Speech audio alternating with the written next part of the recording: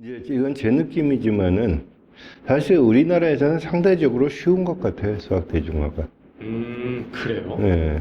왜냐하면은 어떤 이유에서건 전반적인 수학적 배경이 꽤 많거든요. 일단. 그건 그쵸. 예. 기본 지식. 그 기본 지식이 많고 또 한편으로는 그러니까 아무리 자기가 수학을 싫어한다고 생각하는 사람들도 언젠가 한번 잘해봤으면 좋겠다 이런 느낌 가지고 있는 사람들이 굉장히 많지 않나요? 그쵸. 예, 맞아요. 그래서 내가 잘했더라면 좋겠다부터 시작해가지고 지금이라도 뭔가 좀 잘 이해해보고 싶다. 수학의 정석을 볼까 뭐 이런 것 같으면 다 합쳐가지고 굉장히 의지가 많거든요. 그런 면에서 보면은 쉬운 것 같아요, 우리나라가. 그러니까 저 말씀하신 것처럼 그런 뭔가 파고들 가능성이라고 해야 될까요? 그런 거는 저도 분명히 다분히 많다고 보는데 그게 오히려 걸림돌이 되는 면들도 있잖아요. 그러니까 그럴 수도 있죠. 대중이 생각하는 이런 게 수학이야 라고 하는 게 은연중에 고착화되어 있는 게 우리나라에는 좀 크다 보니까 차라리 그런 게 없으면은 야 수학이란 학문에 자유롭게 이야기를 할 텐데. 네, 맞습니다. 그런 현상도, 그러니까 사실 배우는 과정이 복잡하죠. 어떤 때는 지식이 방해가 될 때도 있는 건 또 사실이고,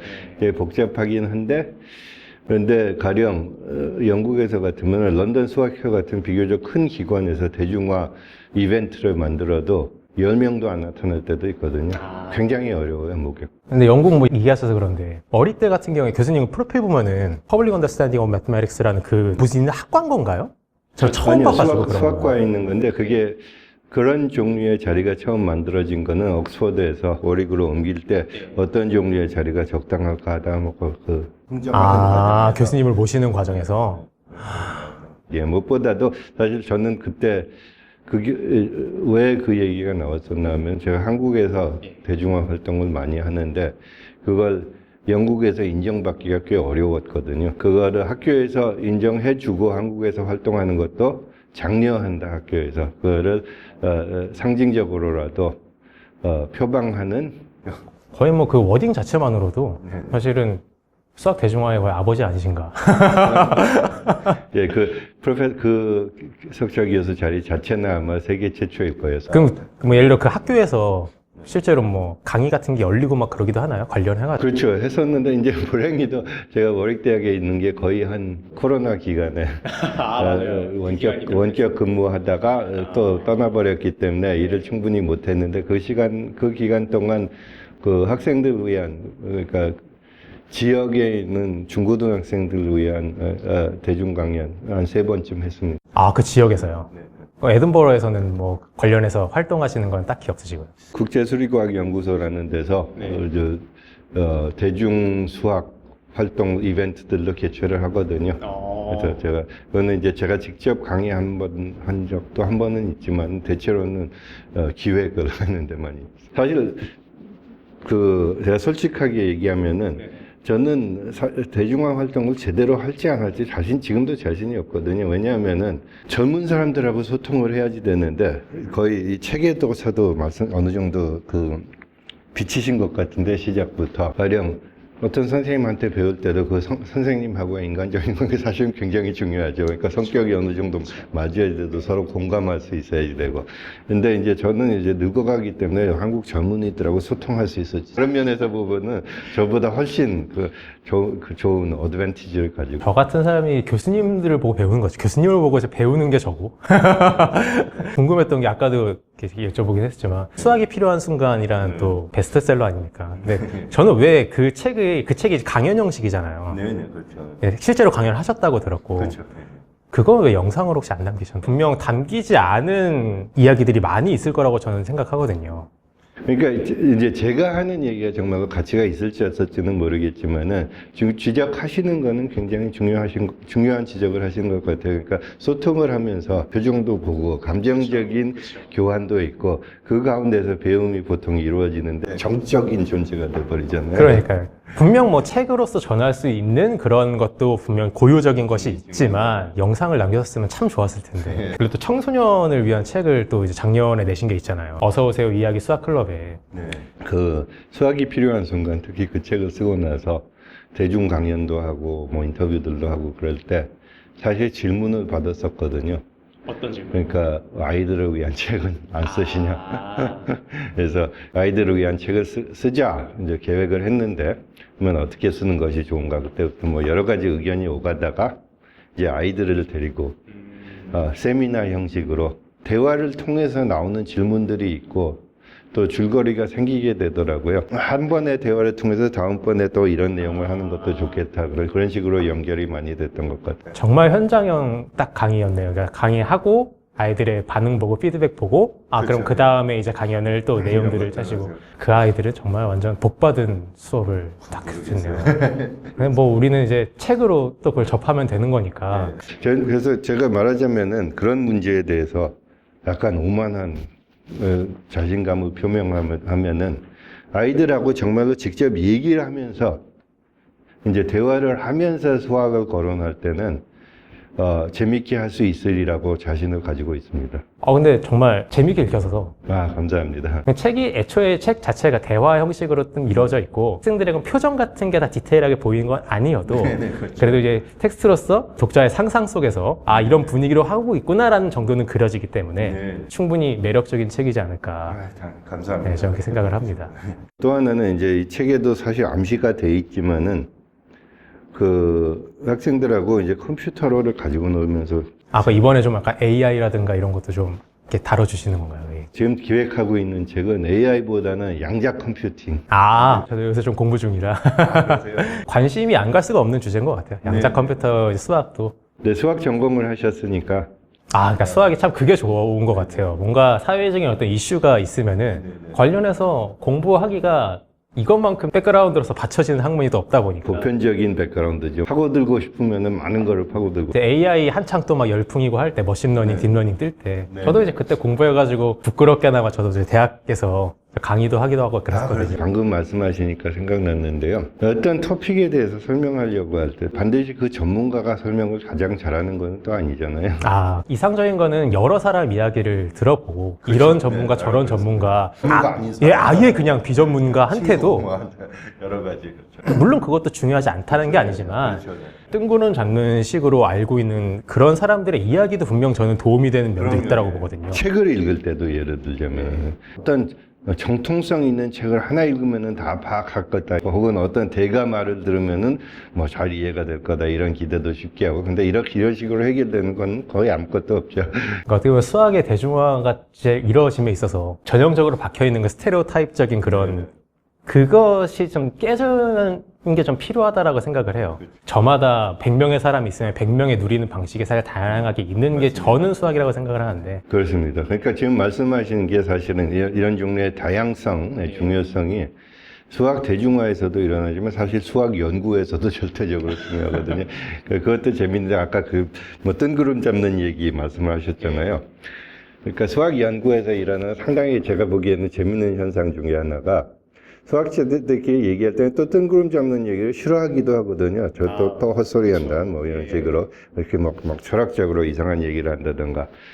근데 싫어하면서도 또 활용하기도 하거든요. 부정기를 겪다가 결국에는 받아들이고 또 자기 체험하는 사람들도 있고. 하고, 또 더 이상한 현상도 일어나요. 누구누구가 그러니까 굉장히 환상적인 얘기를 하고서는 했을 때 막 비판하고 그 말도 안 되는 헛소리다. 비판하고 나서 나중에 자기가 정리도 증명할 때 그 아이디어를 은밀하게 사용하는 사람들도 있거든요.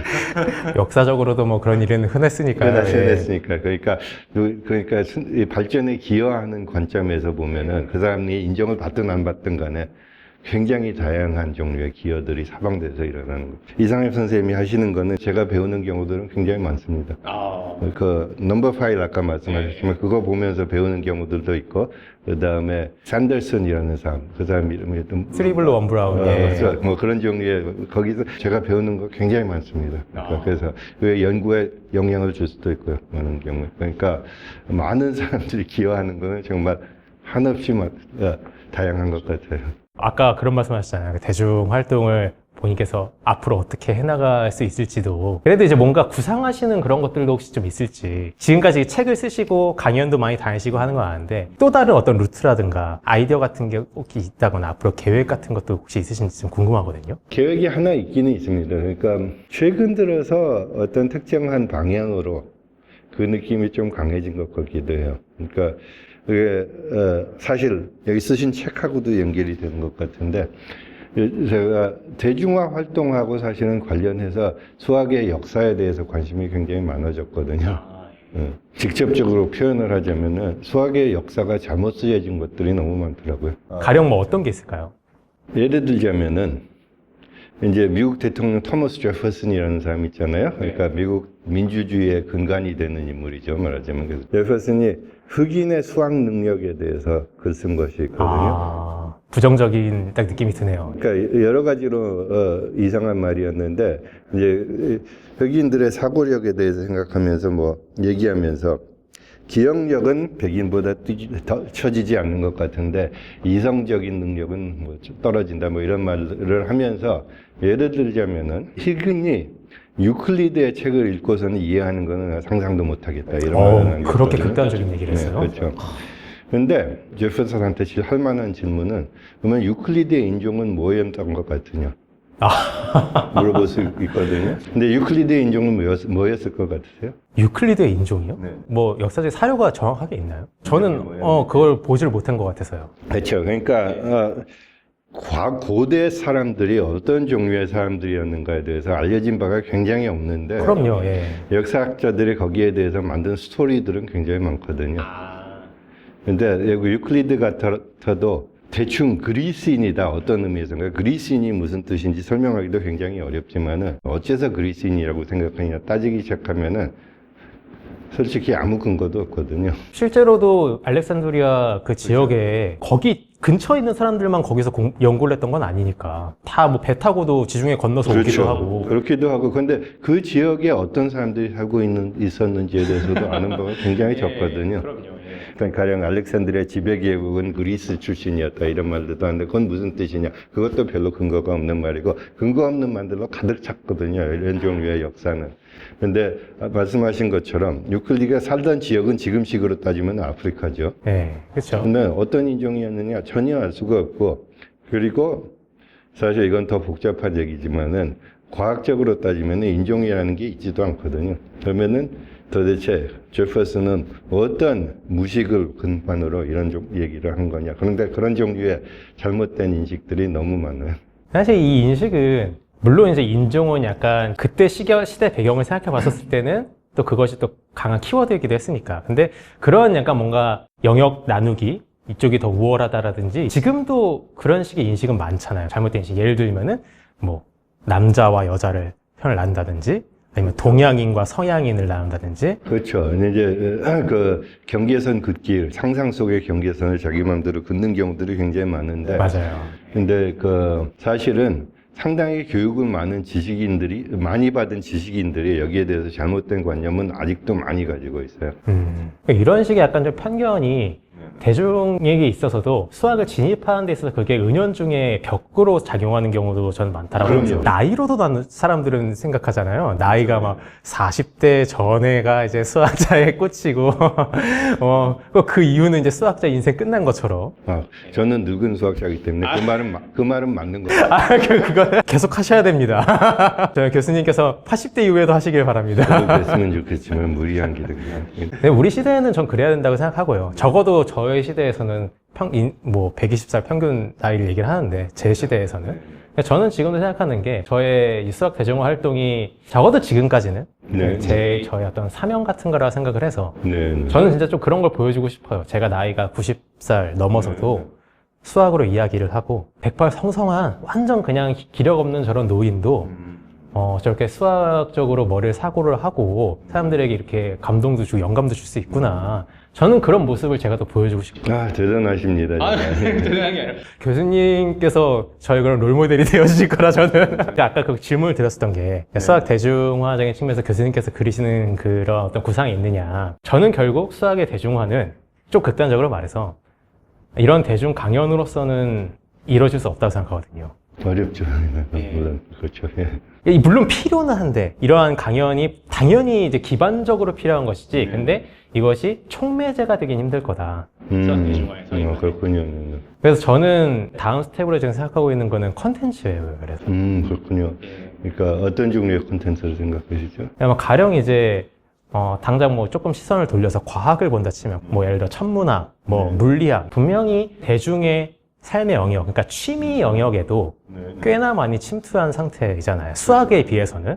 하물며 어떤 영화나 사이언스 픽션, 소설이나 뭐 대중 매체들에서도 많이 이게 등장을 하잖아요. 그렇죠. 예. 제 친구들 중에서도 누군가는 시간만 좀 더 있으면은 천문학에 대해서 좀 더 공부해보고 싶어 이런 애들도 막 있고 수학도 그러한 전철을 밟아야만 한다. 꼭 그거를 따라갈 필요는 없겠지만 매스베이스 책 쓴 것도 수학과 관련된 스토리를 쓰고 싶으신 거죠. 네. 스토리 뭔가 그런 거를 제가 가능성을 막 열어보고 싶은 거예요. 아주 좋은 좋은 생각. 그래서 이거 다음부터 생각하고 있는 예를 들면 아직은 지금 이제 쓰고 있지는 않지만 단편 소설집 같은 거를 만들어서 베르나르 베르베르라는 사이언스 픽션적인 그런 거 책을 많이 낸 작가가 있잖아요. 그 사람이 했던 책처럼 단편적으로 수학의 어떤 그런 아이디어들을 이것들을 이야기적으로 어떻게 녹여낼 수 있는가 구상 중에 있고 그것이 뭐 소설이 됐든 뭐 만화가 됐든 어떤 영상 대중 매체가 됐든 사람들이 그런 것들에 대한 2차 창작들이 자유롭게 이루어질 때 그래서 사람들이 그거에 대해서 흥미를 느끼고 재미를 느끼게 될 때 비로소 조금은 더 가까워질 수 있을 것이다.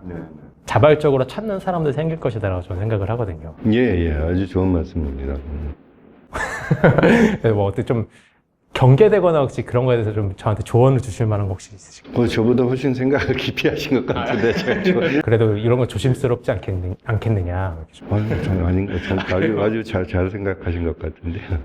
또 하나 계획하고 있는 거는 음악가하고 같이 쓰는 책이 하나 있어요. 대화한 거를 바탕으로. 그러니까 약간 좀 화성학적인 약간 그런. 화성학적인 얘기도 약간 들어있고 또 전반적인 그냥 문화에 대한 얘기들. 그게 어떤가? 그러니까 수학과 예를 들어서 음악이랑 그걸 콜라보를 했었을 때 그것이 정말 대중적인 어떤 키워드가 많이 좀 보이시나요? 그러니까 그게 쉬운 문제는 아닌 것 같아요. 이 경우에도 그냥 우리가 대화하다 보니까 재미있어서 구체적으로 기대할 만한 게 뭔지는 잘 모르겠습니다. 그러니까 예를 하나 들어보면은 제가 그러니까 앞으로도 역사에 대해서 관심을 많이 가지고 거기에 대해서도 얘기를 많이 한다고 그랬지만은 이제 수학과 역사에 대한 책을 하나 쓰기는 했거든요.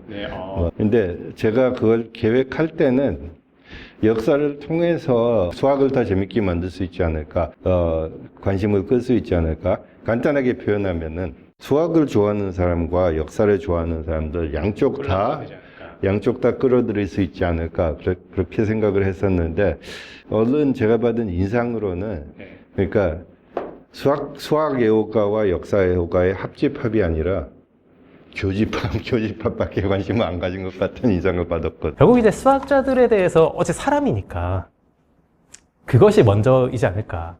그러니까 대중이 있어서 이 사람들도 나와 비슷한 사람 혹은 그렇죠. 이 사람도 재밌는 사람, 그렇죠. 매력 있는 사람. 그러니까 그런 거죠. 뭐 예를 들어 피타고라스, 뭐 페르마, 가우스. 너무 그냥 나랑은 먼 얘기, 먼 사람처럼 느껴지지만 정말 가우스라는 사람에 대해 사람들이 만약에 잘 알고 친숙하다. 그러면은 조금은 그 가우스가 했었던 연구에 대해서 들여다 보게 되고. 네, 대체로는 도움이 될 것 같아요. 교육에 관해서 생각할 때는 어떤 것이 도움이 될지 참 예측하기 힘들잖아요. 또 이제 교육을 얘기를 또 시작을 하면은 또 이게 한도 끝도 없죠. 답도 없고, 예. 그렇죠. 우리나라에서도 그렇고 영국에서도 그렇고 예를 들자면은 실용적인 얘기를 가르쳐야지 된다. 그러면 동기부여가 될 것이다. 주장하는 사람들도 있는데 그것도 분명치가 않잖아요, 사실. 교수님 같은 분께서 이제 그런 어떤 교육에 대해서 방향성이나 이런 것들을 조금 이제 한두 문장씩이라도 뭔가 이렇게 영감을 주시는 게 저는 되게 필요하다고 생각합니다. 왜냐면 선생님들도, 하여간 교직에 있는 선생님들조차도 그거에 대해 감을 못 잡고 계신 분들 사실 많고. 구체적인 교육에 관해서는 선생님들하고 얘기하는 거는 재밌고, 이제 이런저런 의견을 교환하는 거는 재밌지만은, 제가 그 교육 자체에 대해서는 제가 선생님들한테 배우는 게 훨씬 많죠. 제가 할 수 있는, 조언을 줄 수 있는 거는 거의 없거든요. 모르기 때문에. 그러면 아버지로서 자녀 교육에 대해서는 뭔가 좀 조언을 주실 게 있다면? 이제 근본적으로는 너무 걱정하지 말라는 조언이었는데요.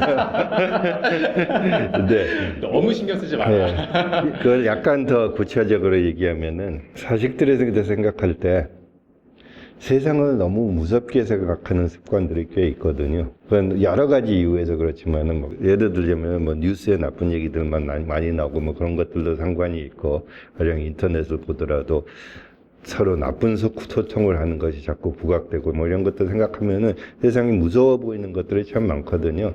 근데 전체적인 현실을 보면 그렇게 무서운 데가 아닌데도 무서운 사실들에 자꾸 집중을 잘하게 되는 것 같아요. 많은 사람들이. 그것 때문에 걱정을 굉장히 만들어내는 것 같다는 걸 그 느낌이 들 때는 있었어요. 그래서 너무 걱정하지 말라는 조언은 제가 좀 하고 싶었습니다.